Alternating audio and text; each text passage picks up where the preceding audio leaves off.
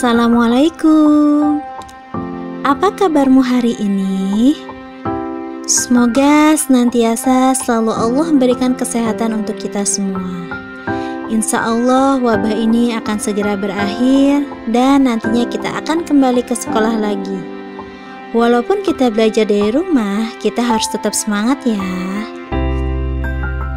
Hari ini kita akan belajar tema 7 kebersamaan, subtema 1 kebersamaan di rumah.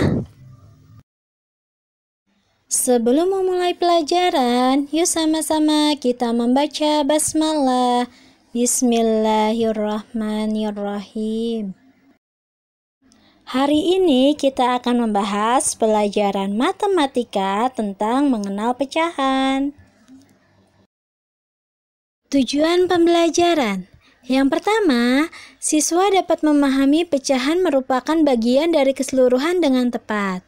Yang kedua, siswa dapat menentukan pecahan setengah, sepertiga, dan seperempat dengan tepat.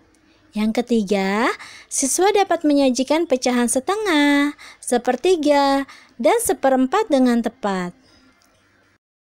Mengenal pecahan setengah. Pecahan merupakan bagian dari kesatuan. Perhatikan gambar berikut. Yang pertama, apel utuh. Selanjutnya, apel terbagi menjadi dua bagian yang sama besar. Apel utuh dibagi menjadi dua bagian sama besar.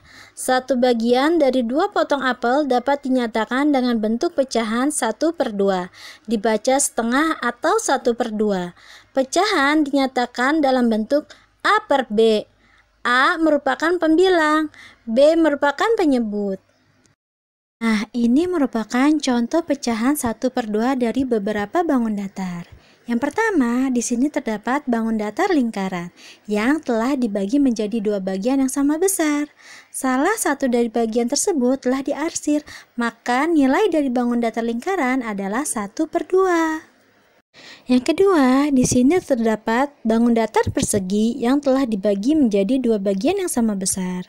Salah satu dari kedua bagian tersebut telah diarsir, maka nilai dari bangun datar berikut adalah 1/2. Yang ketiga, di sini terdapat bangun datar persegi panjang yang telah dibagi menjadi dua bagian yang sama besar. Salah satu dari kedua bagian tersebut telah diarsir, maka nilai dari bangun datar berikut adalah 1/2. Mengenal pecahan 1/3. Perhatikan gambar berikut. Yang pertama, di sini terdapat kue utuh. Selanjutnya, kue dibagi menjadi 3 bagian sama besar. Kue tersebut dibagi menjadi 3 bagian yang sama besar, maka setiap bagiannya dapat dinyatakan dengan pecahan 1/3. Dibaca sepertiga atau 1/3. Pada pecahan 1/3, 1 merupakan pembilang dan 3 merupakan penyebut. Nah, kalian bisa melihat pecahan 1/3 dari beberapa bangun datar berikut. Yang pertama, di sini terdapat persegi.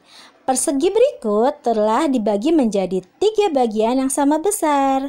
Dari ketiga bagian tersebut ada satu bagian yang telah diarsir, maka pecahannya yaitu 1/3.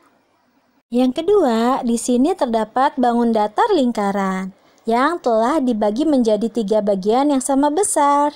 Dari ketiga bagian tersebut ada satu bagian yang telah diarsir, maka nilai pecahan dari bangun tersebut yaitu 1/3.